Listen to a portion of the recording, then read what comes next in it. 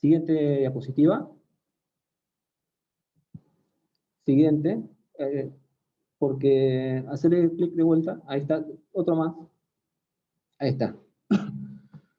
Sin embargo, ustedes se preguntarán desde cuándo y qué evidencias existe del poblamiento de la actual provincia de Santiago del Estero. Y lo que les puedo decir es que, si bien no hay una evidencia directa, más allá de los 1750 años antes del presente, fechados que fueron realizados por el doctor Togo, fechados más antiguos para la provincia, podemos decir que el territorio argentino fue ocupado por cazadores-recolectores con estas puntas particulares que se encuentran abajo en color, ¿sí? Que se llaman puntas colas de pez, hace aproximadamente unos 12.000 años antes del presente, que cazaban megafauna extinta y también fauna autóctona. Ahí está a la izquierda de su pantalla, en la parte inferior, un megaterio y un guanaco en la parte superior derecha, y que luego fueron reemplazados, o por lo menos en sierras centrales y en el noroeste también hubo un grupo de cazadores-recolectores posteriores hacia los 8.000 años antes del presente, con estas otras puntas lanceoladas, foliáceas, porque tienen forma de hoja, que se llaman ayampitín, que ya no cazaban, básicamente, ya no cazaban fauna extinta, sino fauna autóctona, como guanaco, por ejemplo.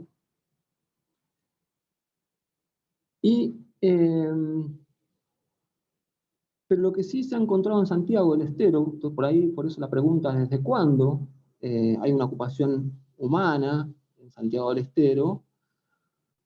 Podemos suponer que por lo menos desde el 7.000, 8.000 antes del presente. ¿Por qué? Porque en Termas de Río Hondo, en la zona de Termas, han aparecido estas puntas ayampitín, las que están arriba de la imagen, estas 6, este grupo de 6. Amalia Gramajo ha encontrado algunas de estas puntas también en las sierras de Guasayán, y Raúl Ledesma menciona brevemente en el 57 que en una escuela de la zona de Sumampa también aparece una punta foliácea que podemos atribuir a ayampitín. El inconveniente que tenemos es que estas puntas han aparecido en superficie, o los sitios donde han aparecido, como los que investigó Amalia Gramajo, no han sido fechados. Entonces, digamos, podemos estimar que hubo un poblamiento temprano en Santiago del Estero, pero en la actual provincia de Santiago del Estero, pero no podemos corroborarlo aún. Entonces mi interés fue, como ustedes ven en el recuadro, en el mapa de Santiago del Estero, está el recuadro en rojo. Esa es un poco el área de investigación que nos propusimos comenzar allá por el 2016-2017, a partir de mi ingreso a CONICET. Para que ustedes se den una idea, abarca desde la latitud 29 grados al sur hasta los límites provinciales. Eso implica las sierras de Ambargasta, Sumampa, Ramírez de Velasco,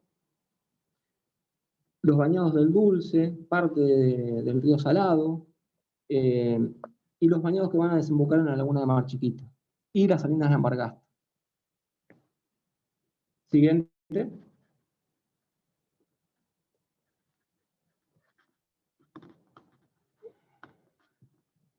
Sí, siguiente. Algunos antecedentes de las investigaciones en el sur, de Santiago del Estero, aparecen representadas en el libro de los Wagner, con esta urna funeraria que se ve a la izquierda. Righetti en los 30 visita también sitios que ya son emblemáticos del sur, con pintura con arte rupestre, como Esparayacu e Intihuasi. Siguiente. Siguiente.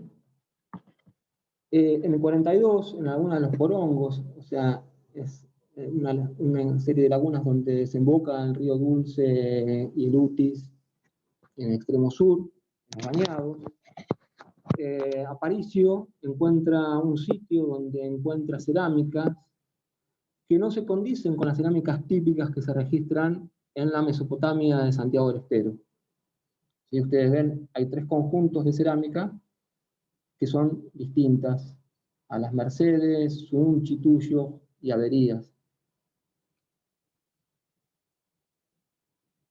La diapositiva que está ahora es otros antecedentes para el sur. Aníbal Monte, que está en la colección de archivos de von Hauenstein en Córdoba, recorre también en el 49, o presenta, mejor dicho, un informe en el 49, en donde menciona y registra sitios como nuevamente Intihuasi, Parayacu, y aparece una foto de Arroyo Cachi, un sitio que han denominado como el Cajón o la Salamanca, en los que se ve claramente que han sido remarcados con tiza los grabados de...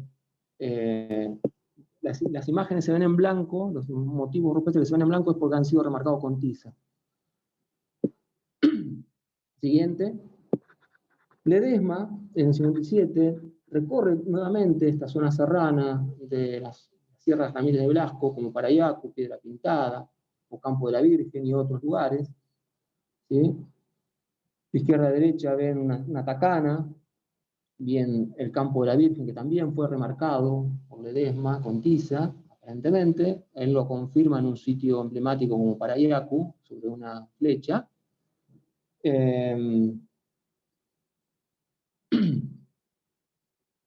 Vuelve a visitar los mismos sitios que había visitado tanto Aníbal Monte como Olimpia Righetti. Siguiente. En el 76, aparecen una serie de trabajos de Gómez, que nuevamente menciona varios sitios ya con artes rupestres en el sur. Pero acá quiero destacar y detenerme un poco en dos sitios, uno que es Minguecho, que son esas dos piezas que aparecen ahí abajo, sitio que se encuentra sobre la superficie del terreno, en el cual aparecen solamente rocas talladas, ¿sí? Y que le atribuye a una antigüedad mayor incluso a aquellos grupos que eran portadoras de las puntas Ayampitín, o sea, más viejas aún que más viejo incluso que los 8.000 años antes del presente. Sin embargo, digamos, se basa un poco en la morfología de estos artefactos líticos que ustedes pueden observar. Y otro sitio para mí importante es Los Cerrillos, que están los bañados del río Saladillo, ya que él encuentra fragmentos de cerámica incisa, negra, perdón, que denomina Las Mercedes, el estilo cerámico Las Mercedes, y muchas bocas de hornos subterráneos, que lo vamos a ver más adelante de qué se trata.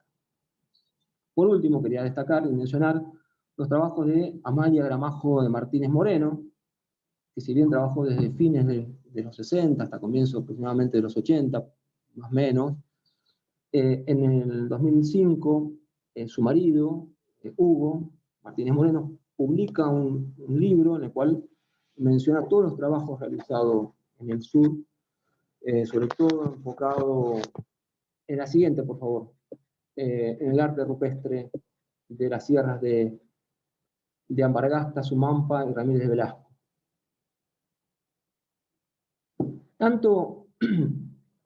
Tanto Roque Gómez como Amalia Gramajo vinculan el arte rupestre con estilos, con grupos alfareros que se encontraban ya en la Mesopotamia santagueña, como los Unchituyos o Averías, por ejemplo, pero a su vez también Amalia va a decir que muchos sitios con grabados rupestres habían sido también generados por cazadores-recolectores, además de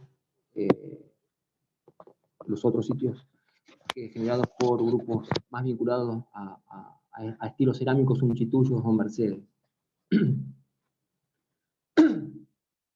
Por último, quería mostrar esta foto que es en la cima. Me tomé la atribución de una foto que me enviaron Amalia Gramajo, en la cima del cerro La Teta, en paraje Aspapuca, ¿sí? Ahí se la ve Amalia con los grabados rupestres, ¿sí? Frente, digamos, a estos antecedentes arqueológicos, en realidad, más que nada los trabajos de investigación que fueron realizados por Roque Gómez y Amalia Gramajo dan algunas puntas de cómo proseguir estas investigaciones que estamos iniciando. Nos surgieron un par de preguntas para encarar esta nueva proyecto de investigación. Siguiente.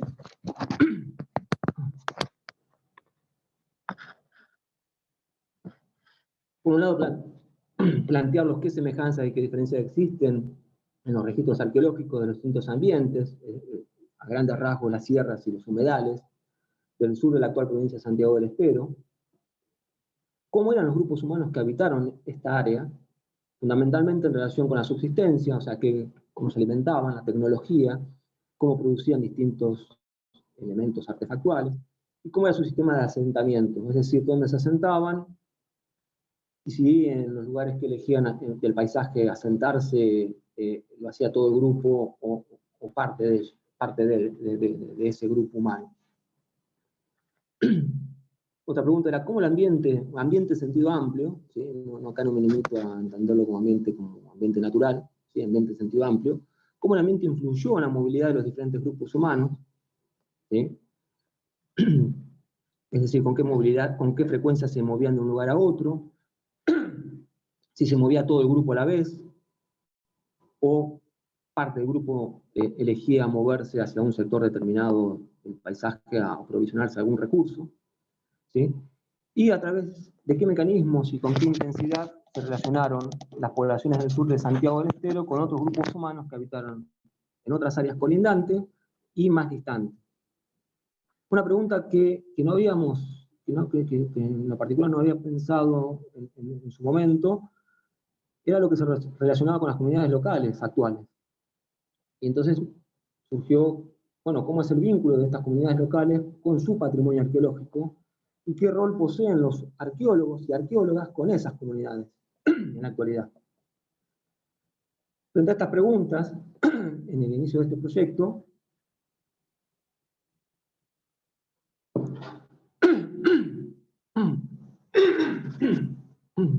perdón,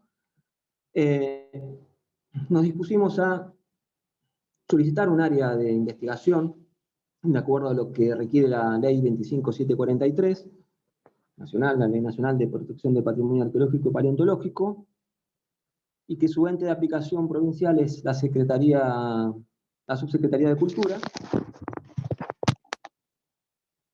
Entonces solicitamos el área, pero también lo que la ley menciona, a la cual la provincia adhiere, la provincia de Santiago del Estero adhiere, es que si se va a trabajar en un área en donde existen comunidades, sean propietarias o poseedoras, si se puede obtener su permiso de antemano,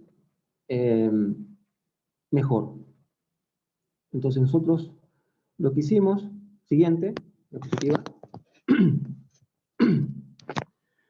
fue por un lado firmar un acta de acuerdo con las comunidades campesinas de las reservas campesinas de Ojo de Agua, ¿sí? Que están asentadas básicamente unas más de 30.000 hectáreas sobre las sierras de Ambargasta, a la que este acta de acuerdo fue adjuntada a la solicitud de permiso de investigación elevado a la provincia, y a su vez también firmamos un acuerdo de cooperación con la municipalidad de Sumampa, en representación de la municipalidad estuvo el intendente Marcelo Masconi, y perdón, quería aclarar que en representación de estas comunidades campesinas estuvo la señorita Romina Paz y Piqui, ¿sí? Y actuaron como veedores Alejandro Yoca, director de Patrimonio Cultural, y Pedro Orieta, abogado, director de la Dirección de Asuntos Institucionales de la provincia. Diversos trabajos hemos realizado en estos últimos tres años, en la cual hemos gratamente, digamos, ha participado la comunidad. Esta comunidad también nos ha permitido cambiar un poco la perspectiva con la que a veces entramos al campo los arqueólogos. Siguiente. Por ejemplo, aquí podemos observar un trabajo coparticipativo con alumnos de la escuela de pluriaño del paraje El Pueblito, en la parte norte de la Sierra de Sumampa.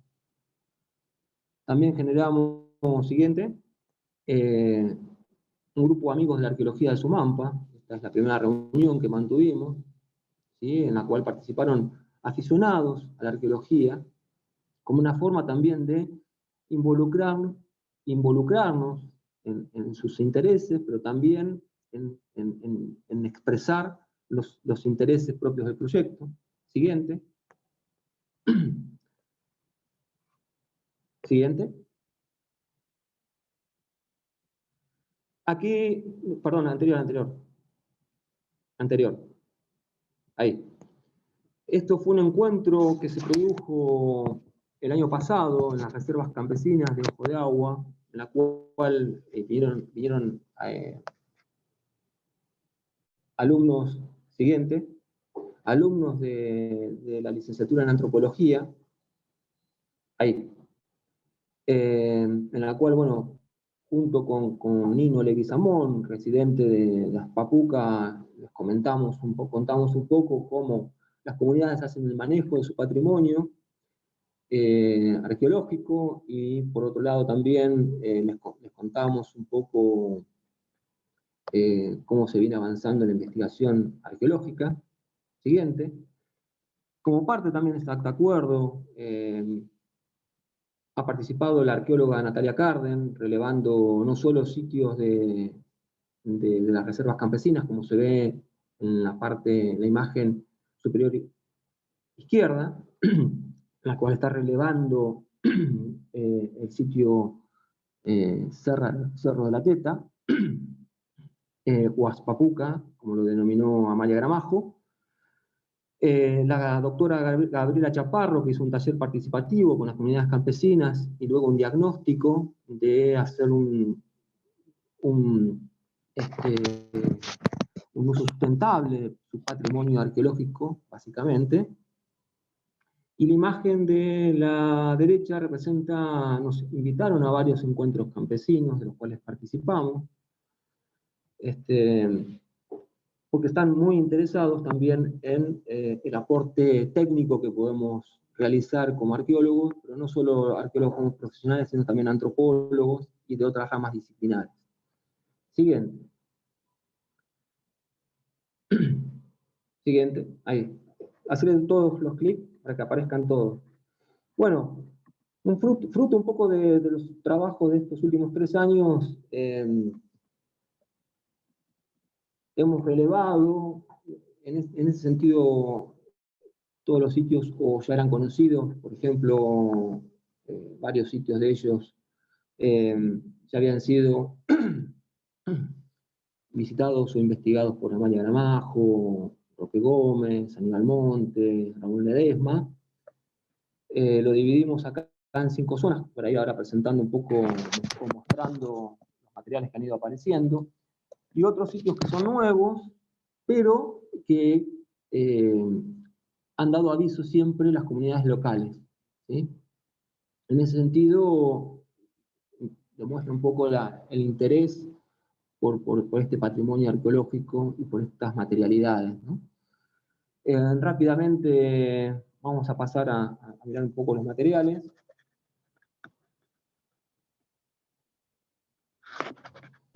Esta es la zona central, sería de las sierras de Sumampa. Para orientarnos un poco de izquierda a derecha, las sierras del sur, que pertenecen a las sierras norte de sierras centrales, que rematan en la porción sur de Santiago del Estero, y de oeste a este van las sierras de Ambargasta, que están al oeste de Villa Ojo de Agua, aproximadamente, las sierras de Sumampa, que están entre la localidad de Sumampa y Villa Ojo de Agua, y las sierras Ramírez de Velasco, que están al este de la localidad de Sumampa y son unas pequeñas elevaciones, ¿sí?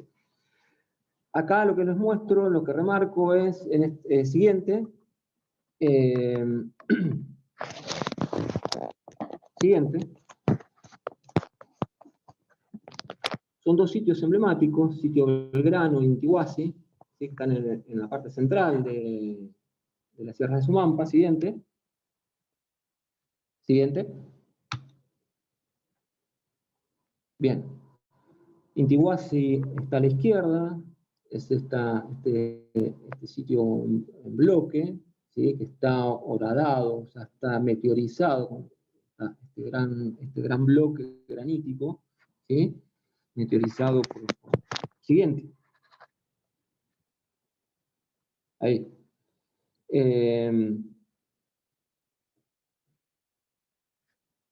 Se ven unos motivos rupestres pintados. Yo creo que la doctora Natalia Carmen va a ahondar un poco más.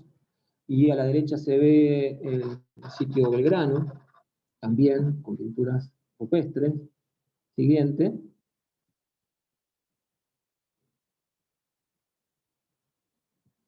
Bien, siguiente. Sí, bien. Ya es el sector norte de la Sierra de Sumampa, eh, donde está sitios al pie del Cerro Blanco, el pueblito 1 y 2, así lo hemos denominado, y también los bañados del río Saladillo,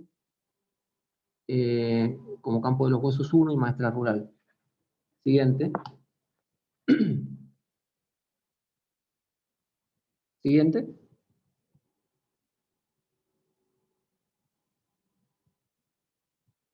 Ahí. Lo que ustedes ven en la margen izquierda superior, al lado de este aparatito que es un GPS, son algunos fragmentos cerámicos que pertenecen al sitio en superficie, ¿sí? De Campo de los Huesos. ¿Sí? Aparecieron restos cerámicos que no están decorados, solamente están alisados o en algunos casos rugosos. Y todo lo que observan el resto de las imágenes pertenece a distintos lugares que están alrededor del paraje, el pueblito, en la parte norte de la Sierra de Sumampa. Acá estamos elaborando una imagen donde ven personas, una cuadrícula de 1 por 1, para extraer este puco cerámico, que puco es como una especie de bowl cerámico, que tenía un entierro de un niño en su interior, que ven esta imagen inferior, en la parte casi central.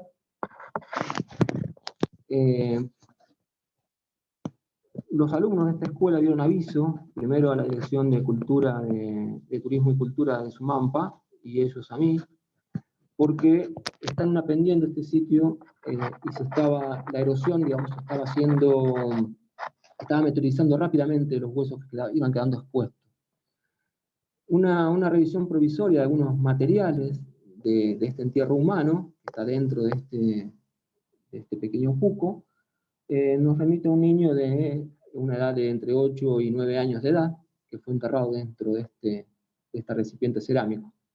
Y yo aquí me quiero detener brevemente en el diseño que tiene, que es inciso este puco, no sé si alcanzan a verlo, como una V corta, invertida, o sea, doble líneas incisas con un punteado interno, que se replica en la imagen superior, al lado de la cuadrícula, también incisa, en B, ¿sí?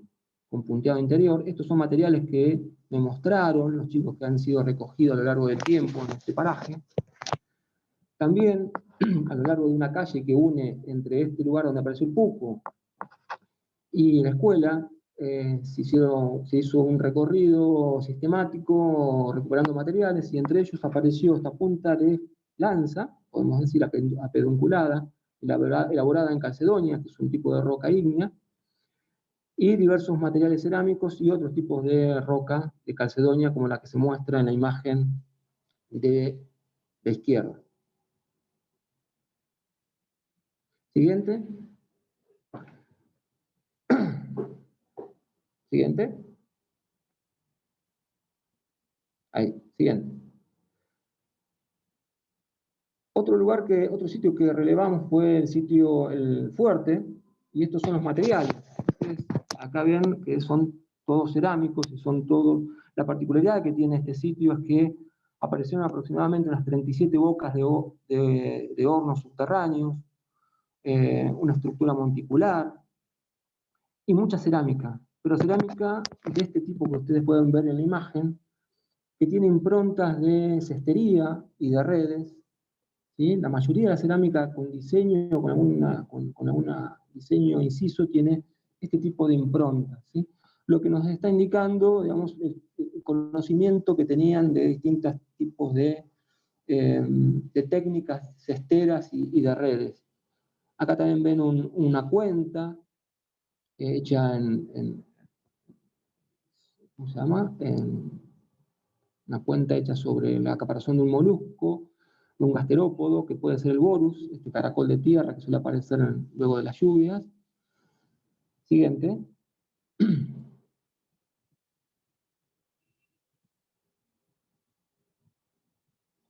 Sí, siguiente. Acá muestran los sitios que están en Ramírez de Velasco, en la sierra de Ramírez de Velasco, Seminario, Ruta 13, La Lagunilla, Sumampa Viejo, Cariaspa o Caranchihuasi, Piedra Pintado, Campo de la Virgen, Árbol Mocho. Para Yacu identificamos 6 sitios distintos del campo de Rojas, y acá les muestro un poco los materiales que aparecieron. En este conjunto que ven, siguiente,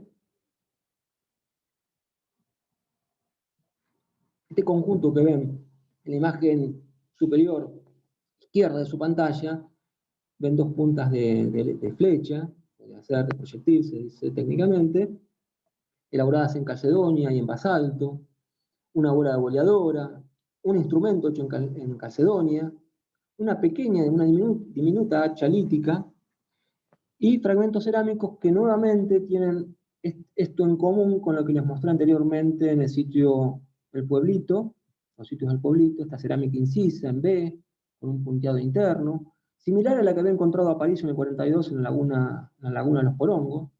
También esto proviene del sitio de Árbol Mocho, que también hay esta tacana, aparece un conjunto de 3 tacanas. En la imagen superior derecha, el sitio Caranchihuasi o Cariaspa. Abajo el sitio con grabados rupestres, Campo de la Virgen o Piedra Pintada. Y las 4 imágenes que están en el centro y en la parte inferior son los sitios para Yacu. En el inferior de todo, esta cúpula, que parece una cúpula, todos los motivos son pintados, muy desvaído. En la imagen del medio, de la izquierda, es el otro sitio que está a unos 30 metros, también en Parayacu, que son sitios con técnicas mixtas, los motivos elaborados, así grabados y pintados. Aquí aparece un pircado también que está distante a 1 kilómetro de estos sitios con arte, ¿sí? Y entre estos 2 sitios con arte rupestre, aparecen, por ejemplo, morteros o tacanas, como las que ven ustedes aquí. También dentro de la Sierra de Ramírez de Velasco, pegado, digamos, siguiente, a Sumampa Viejo, el año pasado nos dieron aviso que en una correntera habían quedado al descubierto unos entierros humanos, y como estaban en la trayectoria de un bebedero y un lugar de encierro de ganado vacuno, acudimos a extraerlo, esos materiales, que fueron en total 3 entierros, 2 entierros primarios de 2 adultos. Entierros primarios es cuando una persona fallecía y se la enterraba con todo su tejido blando. ¿Sí? Ambos entierros primarios estaban, técnicamente se conoce como decúbito lateral izquierdo, es decir, en posición fetal, recostado sobre el lado izquierdo. Y una de esos entierros, los 2 con la misma orientación, es decir, oeste-este, la cabeza hacia el lado, hacia el oeste y los pies hacia el este. Y uno de estos entierros primarios, a su vez, tenía a la altura del pecho otro entierro que se conoce como secundario, porque tenía depositado huesos largos. Un entierro secundario es cuando se produce la esqueletización de un entierro, es decir, el tejido blando desaparece, los huesos son recolectados y enterrados definitivamente en un lugar. Eso fue lo que pasó aquí en el sitio de La Lagunilla. Y lo que ven en la imagen superior derecha es una urna funeraria también, que fue extraída también luego de una correntera, apareció en el medio de un camino transitado y se procedió a extraerla, que tiene un entierro en su interior. Siguiente. Siguiente. Ahí está.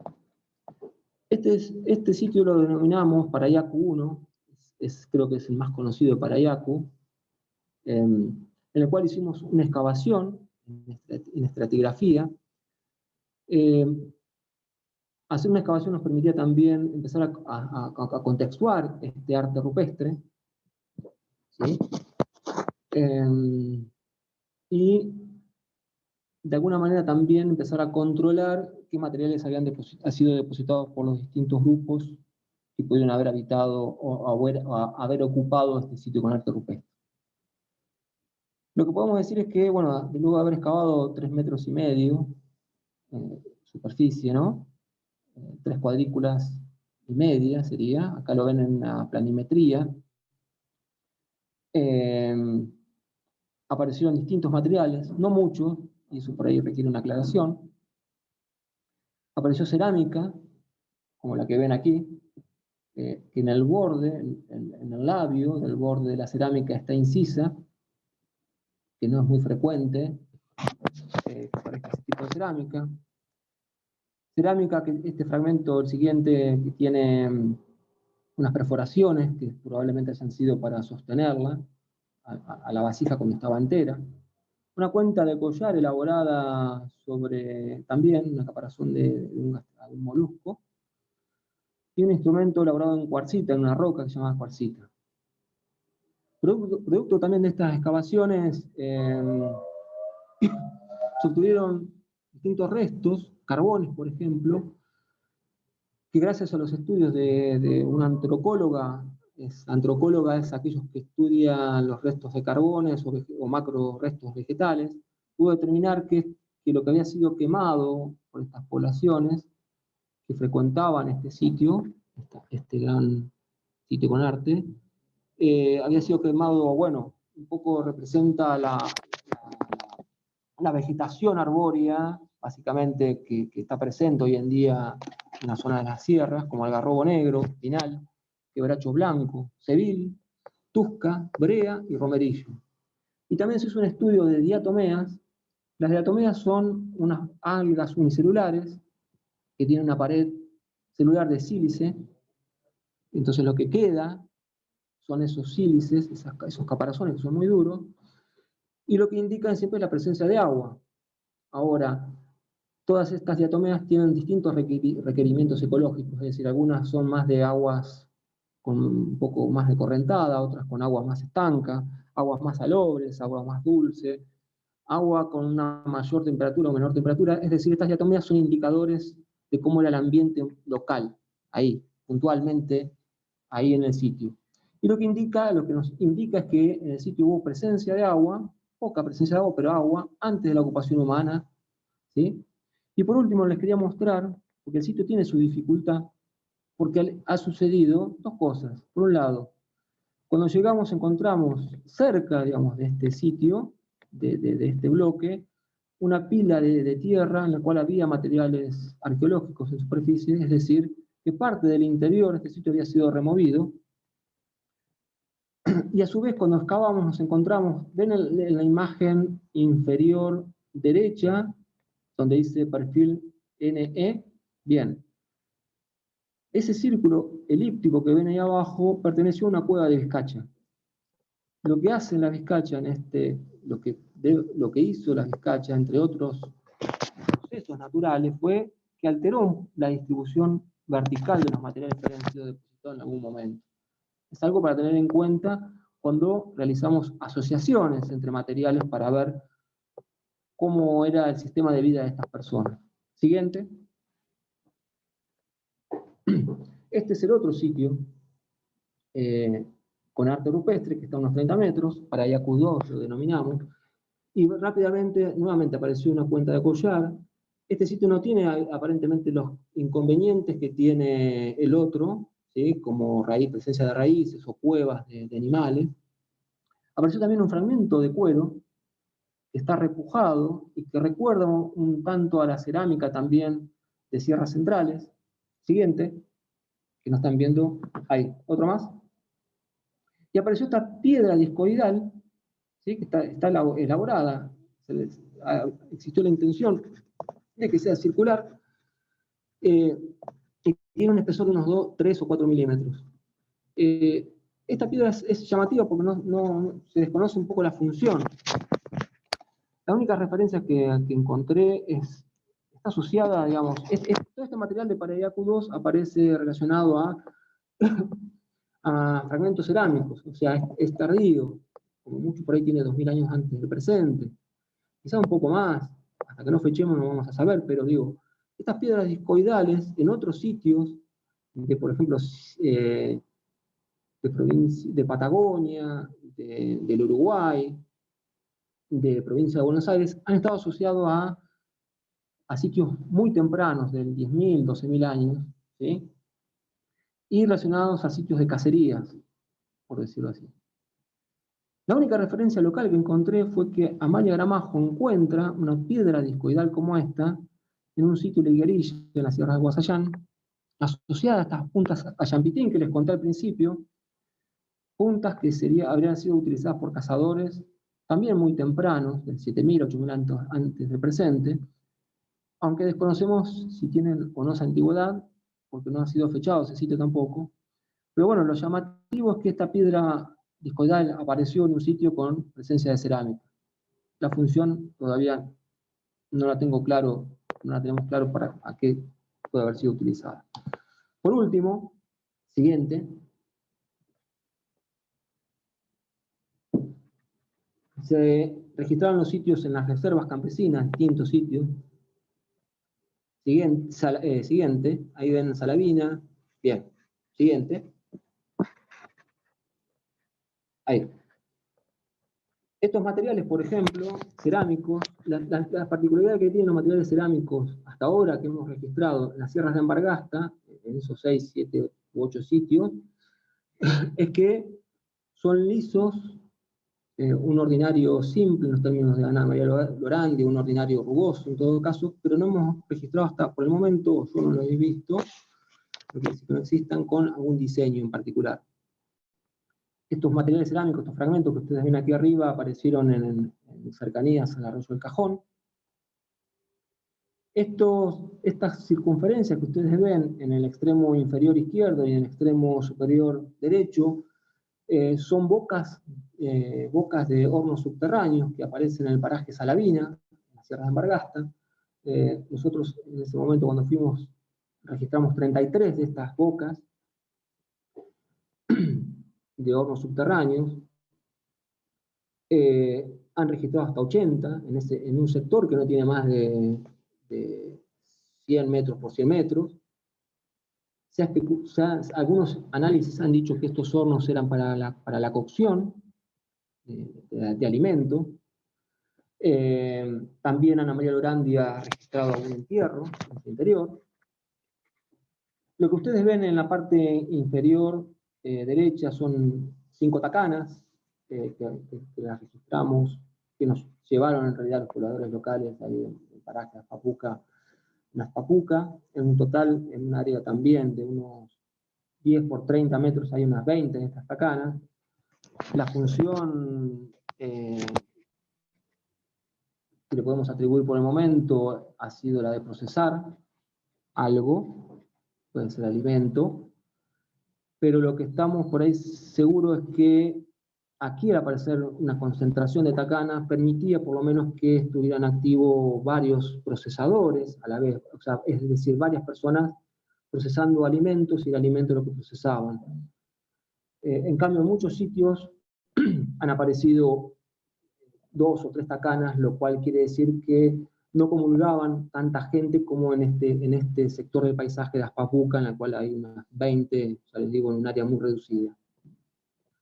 Siguiente. Aquí son los sitios con arte que ya les había mostrado, que nos relevó también en su momento Amalia Gramajo.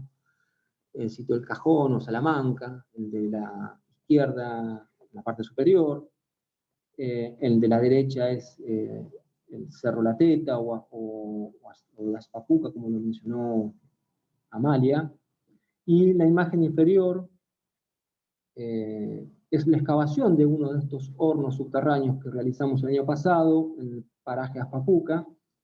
No sé si se alcanza a ver bien, pero estos hornos lo que tienen es que desde arriba se ve como todo un borde que tiene un diámetro hasta de 80 centímetros, ¿sí? Se ve como un borde como si fuera un ladrillo muy deleznable, que ustedes tiene un color de ladrillo, pero que si lo tocan se deshace como si fuera un ladrillo muy mal cocido. Y al excavarlo, excavamos un cuarto de un horno. Lo que registramos es que en la base de ese horno hay carbón y está rellenado por ceniza. Algo que no es muy distinto a lo que ya habían observado Raúl Ledesma en el 67, que realiza un trabajo, yo creo que en la zona en la parte noreste de las salinas de Ambargasta, y otros trabajos que ha realizado Guillermo Heider en San Luis, o Ceruti en las llanuras santafesinas, por ejemplo, o Ana María Lorandi aquí en Santiago del Estero. Por último, también registramos una serie de colecciones de distintos lugares. Estas tres bolas de boleadoras que ustedes observan a la derecha son en realidad bolas de boleadoras que están fragmentadas, que fueron recolectadas, supongo yo, por Amalia Gramajo, porque se encuentran en el CIPS, en la Dirección General de Patrimonio, en el sitio Intihuasi. Esta otra serie de materiales que aparecen aquí abajo, en donde hay un pilón o una mano de mortero, fue registrado fueron recolectados en las inmediaciones del paraje de Las Papuca. Ahí también se observan hachas líticas y demás.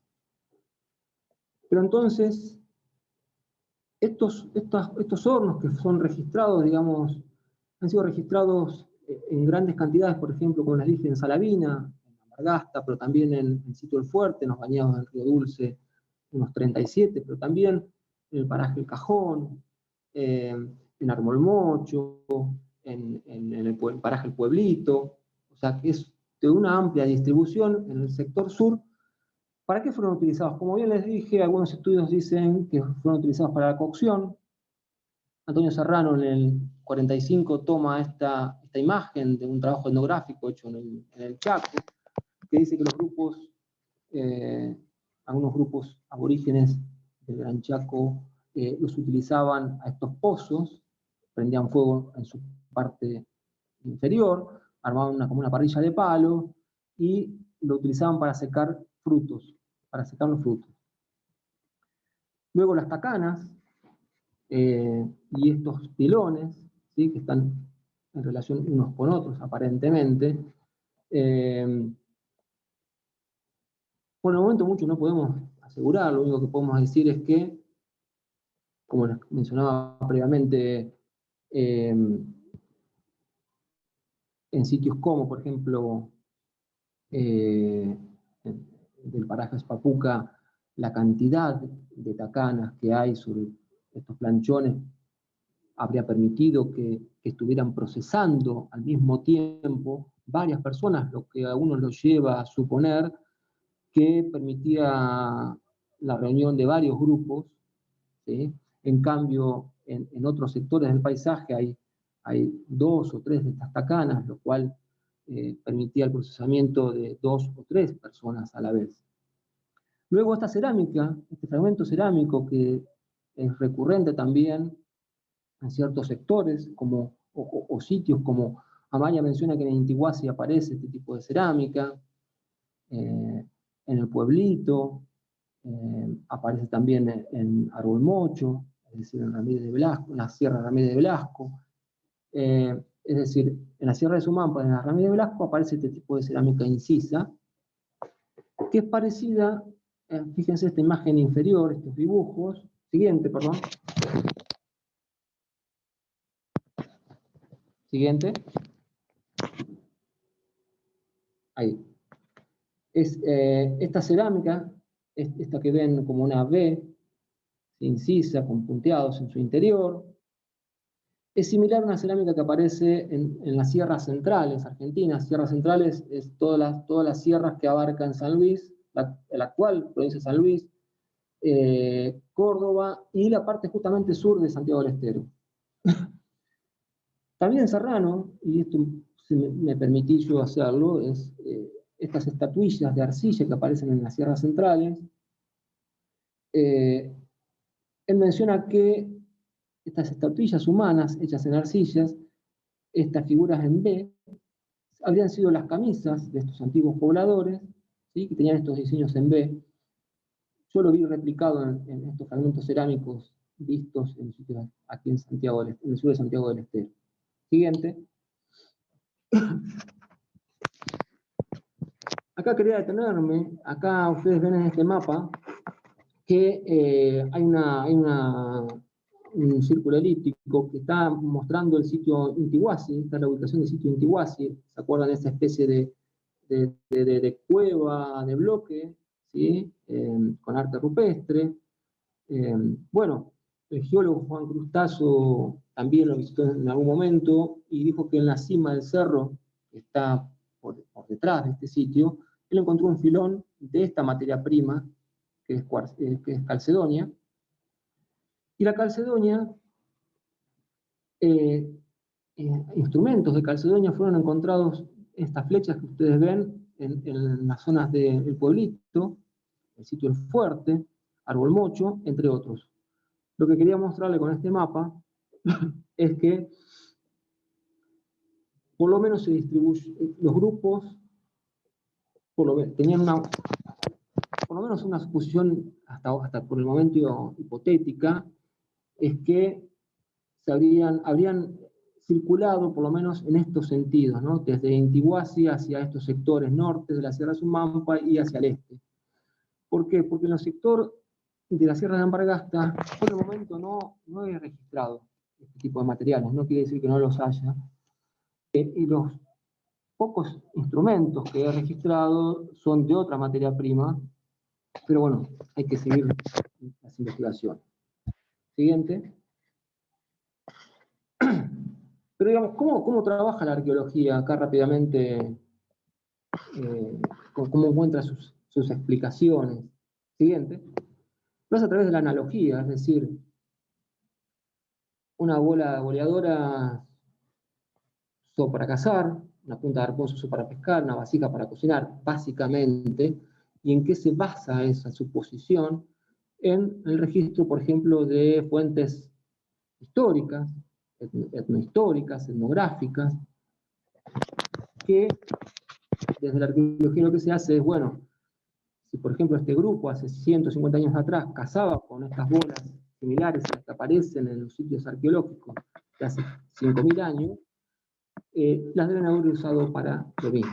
Eso es un poco cómo trabaja la explicación analógica en arqueología.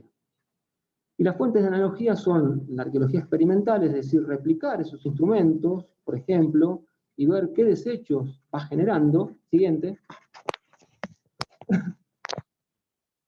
¿Sí? Siguiente.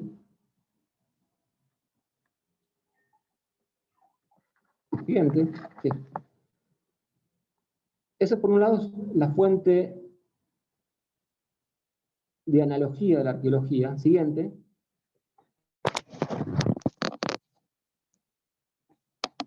Siguiente. Y la etnoarqueología. Es decir, observar cómo grupos distintos a la sociedad occidental industrializada, ¿sí? Observar cómo ciertas conductas de estos grupos generan determinados restos materiales y, por analogía, encontrar una explicación a lo que nosotros recuperamos en los sitios arqueológicos. Ahora, hasta acá, todo, digamos, esto sería un poco la explicación, pero también cuando empezamos a trabajar con las comunidades y demás, también nos empezamos a dar cuenta que había ciertos saberes en estas comunidades que nos permitían también generar hipótesis de trabajo, que también nos permiten empezar a trabajar estas hipótesis para, digamos, para ver si tienen una correspondencia o no con estas explicaciones actuales de las comunidades en el sur de Santiago del Estero. Siguiente. Entonces, algunos saberes locales. Para mí fue muy interesante, por ejemplo, lo primero que me llamó la atención es el uso del árbol de la brea, la resina del árbol de la brea, que se usa para pegar, y que mezclado con ceniza hace un mastic, un pegamento muy, muy resistente. Y ustedes acá pueden observar esta punta de proyectil, que es recuperada en el sitio del pueblito. Entonces lo que yo me preguntaba es si en el pasado la resina de la brea puede haber sido utilizada para pegar porque es así, digamos, nosotros vemos todo el tiempo que las puntas de flecha o de lanza son atadas con tiento, ¿sí? Y ya. En realidad, lo que se hacía, se pegaba con un mastic, con un pegamento, y la parte esta de piedra a la parte de madera, y luego se la ataba con el tiento. Bien. Lo que me lleva a suponer o a hipotetizar, o una hipótesis de trabajo, es si esta resina también fue utilizada en el pasado, si este conocimiento que mantienen hoy también fue utilizado en el pasado. Por otro lado, la elaboración de cerámica, esta foto que ustedes pueden ver de esta alfarera, hasta tiempo reciente, y esta vasija que registramos en Breayo, a cosa de 2 años, también nos habla del conocimiento en la forma de hacer cerámica hasta tiempo reciente, y nos advierte a su vez que muchos de los sitios en superficie o fragmentos de cerámica también pueden provenir de momentos muy recientes, y no solo de tiempos remotos. Siguiente. Otro conocimiento campesino fue, por ejemplo, el de prender fuego en los planchones graníticos para perforar y usarlos. Esto en las reservas campesinas, por ejemplo, cuando querían instalar una serie de postes de luz, los ingenieros decían que era imposible, con un martillo neumático, perforar estos planchones, y el conocimiento local campesino llevó a que, prendiendo fuego sobre estos planchones, les permitió perforar. Entonces, ese conocimiento nos lleva a suponer que también puede haber sido un procedimiento similar que se aplicaba en el pasado para, por ejemplo, elaborar estas tacanas que nosotros encontramos como parte del registro arqueológico ancestral. Acá lo que quiero destacar es que donde está este telefonito, como este celular, ¿sí? Que es el GPS, acá pareciera como que se está iniciando a perforar para luego elaborar una tacana. Esto parecería en su fase inicial, está en un planchón rodeado de otros 10 o 12 tacanas. ¿Sí? También se encuentra sobre el arroyo y cajón, estos planchones. Y finalmente el producto final sería una tacana funcional. A su vez también, esta pieza, que es una pieza arqueológica, creo que del sitio Averías, es un sitio clásico de los hermanos Wagner, que tiene como mínimo de 500 y 1000 años antes del presente, si no más. Fue identificado por un tejedor, le mostré la foto, como un torcedor para telares. También habla de que instrumentos similares siguen siendo utilizados por teleros y teleras actuales en Santiago del Estero. Por último, esta gran duda sobre los hornos subterráneos, qué son o para qué sirven, pueden haber sido también como una forma de almacenaje. Esta hipótesis fue propuesta, por ejemplo, por la arqueóloga Mirta Bonín en el 2000, que podría haber sido usado también para almacenaje. Y un poco lo corrobora algunos campesinos de las reservas que dicen que las chauchas de algarroba eran mezcladas con cenizas y enterradas en pozos tapadas con una chapa. Quizá previo habían sido calentadas para endurecerla la vaina de la algarroba. Siguiente. Y así producir un almacenaje de estas algarrobas, estas chauchas. Es decir, respecto a estos hornos subterráneos, hoy por hoy podemos manejar varias hipótesis, además de la cocción, sino también que pueden haber sido utilizadas para el almacenaje. Para eso se requiere profundizar las investigaciones. Por último, y ya cerrando, esto se lo quiero leer textual, digamos, para cerrar, las relaciones que existen entre parte del registro arqueológico y el modo de hacer las cosas de algunas actividades por parte de las comunidades actuales en el sur de Santiago del Estero y en otras partes de la provincia, se pueden deber a que el ambiente, repito, en sentido amplio, condiciona de manera similar a esas poblaciones pasadas y actuales, o a que han persistido algunas de esas tareas a través del tiempo, con probables cambios de significado, ¿sí?, demostrando cierta ancestría entre las poblaciones del pasado y el presente, o se pueden deber a una combinación de ambas.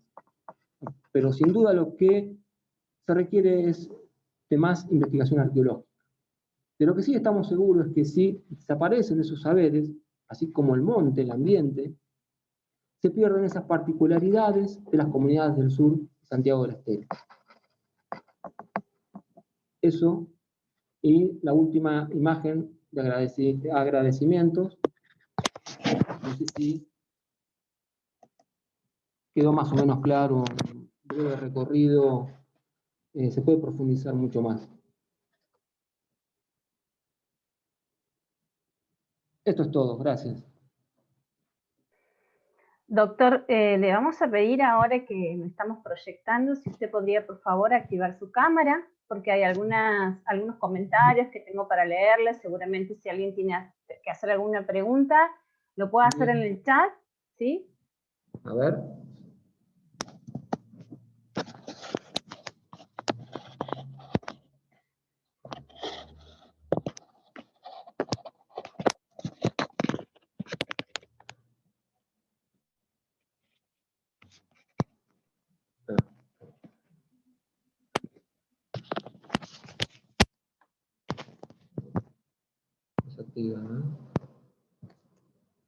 A ver, no se está activando la cámara. Bien, bien. Bueno, le voy leyendo alguna. Ahí estamos. Sí. Muchísimas gracias, doctor. Le voy leyendo algunos de los comentarios. En el Facebook tenemos uno que es de Víctor José.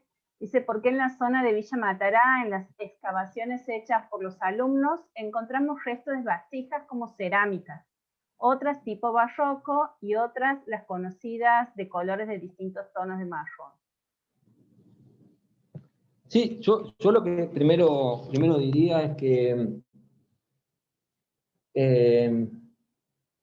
que siempre, digamos, den aviso a la Dirección General de Patrimonio de la provincia, porque hay, digamos, cada intervención arqueológica de excavación es destructiva.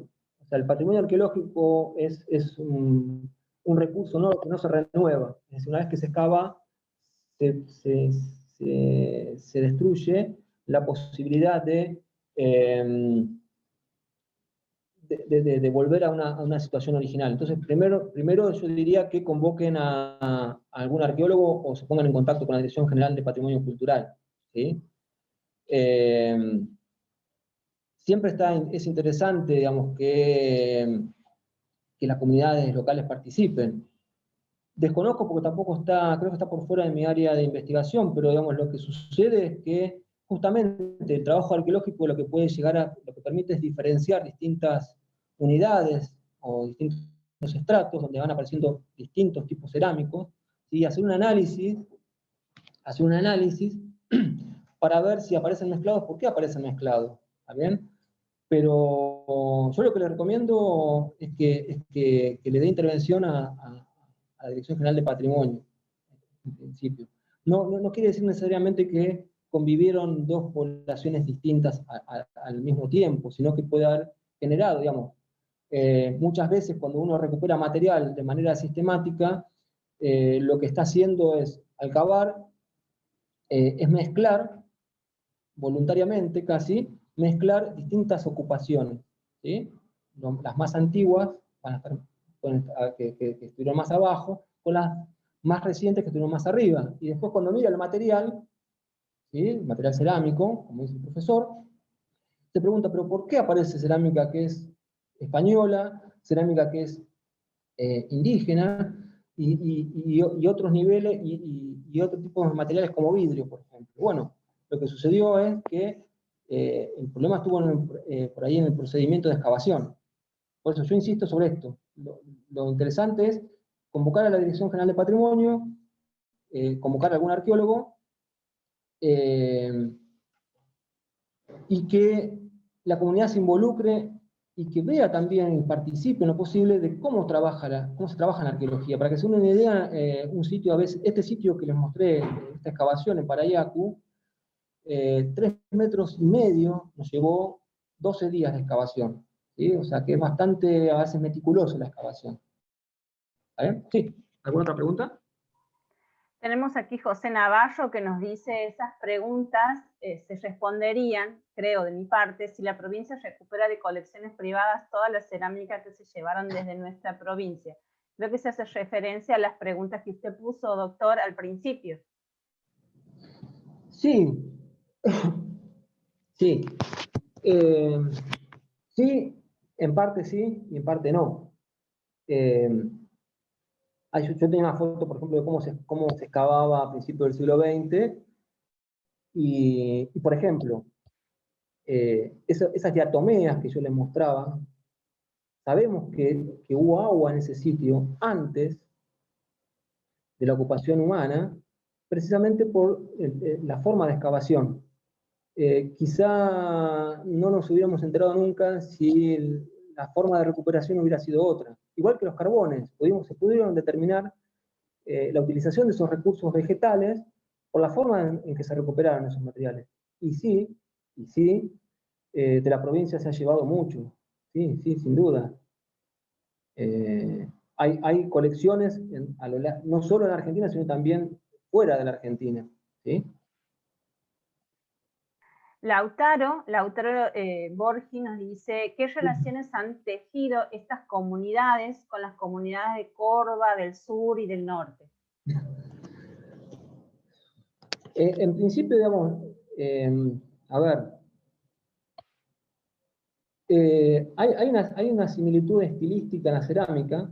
Esos diseños que yo les mostraba, por ejemplo, de esas incisiones en B, con el punteado interno, son parecidas a algunas cerámicas que aparecen también en la parte central de las sierras centrales, que hoy la provincia se llama Córdoba, como el sur de Santiago del Estero hoy se llama Santiago del Estero. Quizás tenían cierta relación. De hecho, digamos, un estudio genético y morfocraneal ha demostrado que al menos al 1000 antes del presente, las poblaciones de Santiago del Estero y de Sierras Centrales tenían una ancestría en común, y que luego del 1000 hubo un gran intercambio génico con poblaciones del Chaco. ¿Está bien? O sea que hay un vínculo con el Chaco, con Sierras Centrales, con el NOA, con el resto del NOA. ¿Sí? Bien. Agustín nos comenta, dice, buenas tardes, valioso aporte del doctor Catriel León, gran trabajo.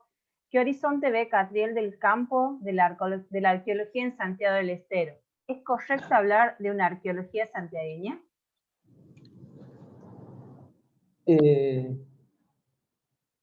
No sé cómo sería la arqueología santiagueña.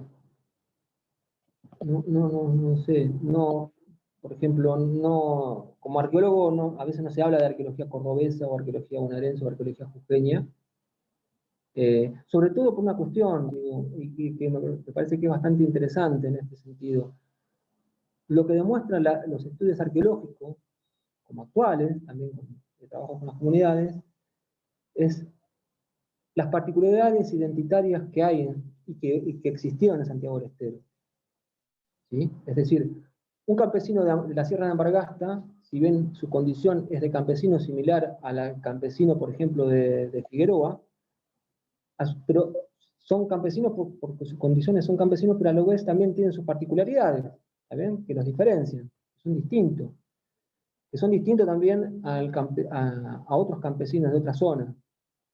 Y respecto a las poblaciones del pasado, podemos decir lo mismo, que hay una gran diversidad de poblaciones que muchas veces por ahí se tendió a homogeneizar básicamente en la denominada civilización chaco-santiagueña, y que era una gran civilización única y homogénea, y en realidad los estudios, por ejemplo, de la doctora Constanza Taboada, como también ahora lo que estamos aprendiendo en el sur, o los del doctor Luis del Papa, están mostrando que es más diverso. Las poblaciones que existieron en momentos de grupos que tenían cerámica, por ejemplo, fue más diverso de lo que se creía en realidad.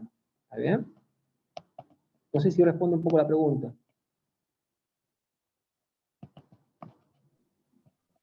Sí, dice Agustín. Sí, sí responde la pregunta. Muchísimas gracias, Agustín. Beatriz nos dice, bueno, excelente trabajo, Cartier, como siempre, felicitaciones. Bueno, Agustín nos comenta que él leyó Constanza Taboada, nos está contando. Después José Navarro nos dice, los nombres de los sitios que muestran donde están los yacimientos arqueológicos son de lenguaje cacán. Desconozco. A ver, los nombres generalmente, por lo menos cuando nosotros hemos puesto nombre a un sitio, generalmente yo he solicitado que lo denomine la gente que habita en el lugar. Entonces, por ejemplo, vos tenés que lo que antes era en la cima del morro de Aspapuca, como lo denomina Amalia Gramajo, los pobladores, los campesinos y campesinas del paraje Aspapuca dicen, no, ese es Cerro La Teta. Y así fue como yo lo denominé, a respetar un poco las voluntades locales, así fue como lo denominé. Quien podría responder mucho mejor eso es algún trabajo antropológico en profundidad o lingüístico en profundidad. También la doctora Judy Faberman puede también tener alguna aclaración al respecto, pero la verdad que no la tengo muy clara. Debo confesar que no la tengo muy clara cuál es el origen. Hay muchos términos que son quichua, Aspapuca, Parayac, creo. ¿Sí? Son términos quichuas, creo. Me pueden contradecir. ¿No? Doctor, bueno, terminando un poco con los comentarios y con las preguntas, para cerrar nos quisiera dejar un mensaje, quisiera decir algo.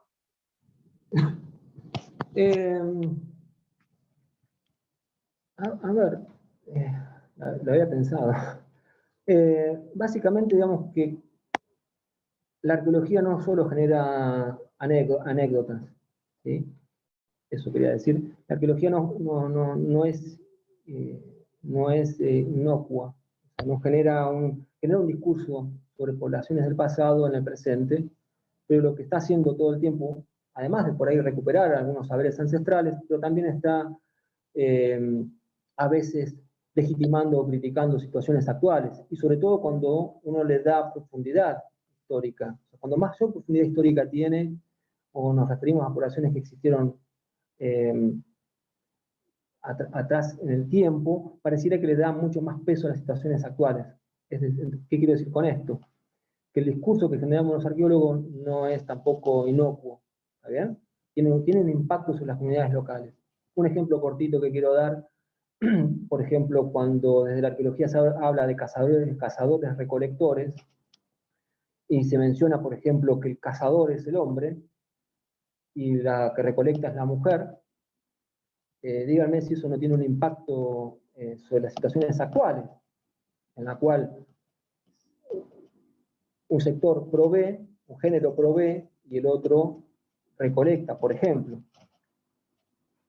Lo interesante es que, por ejemplo, esto que aparentemente tiene una profundidad histórica de muy larga data, porque pareciera que el cazador siempre fue el hombre y la recolectora siempre fue la mujer, hay un trabajo muy interesante que ha salido publicado hace muy poco, que en la zona de Perú, por ejemplo, se determinó que los cazadores no eran cazadores, sino eran cazadoras. Entonces viene a romper con esa lógica que tiene un impacto discursivo actual. Entonces, cuando les digan que la arqueología es solamente algo anecdótico del pasado, tiene también sus implicancias en la actualidad. Solamente eso. Y agradecerles la atención y la invitación también al Centro Cultural del Bicentenario. Le agradecemos a usted, doctor León, y a todos ustedes que desde Catamarca, La Banda, Santiago del Estero, Córdoba, Loreto, La Barría, de Apozo, Suncho Corral, todos estos lugares nos estaban siguiendo tanto en el Facebook como aquí en el Zoom, han sido para esta charla y los invitamos a todos para el próximo martes 10 de noviembre a las 18:30 horas con la ponencia El estudio arqueológico de las piedras pintadas de Santiago del Estero, a cargo de la doctora Natalia Cardén. Muy buenas tardes.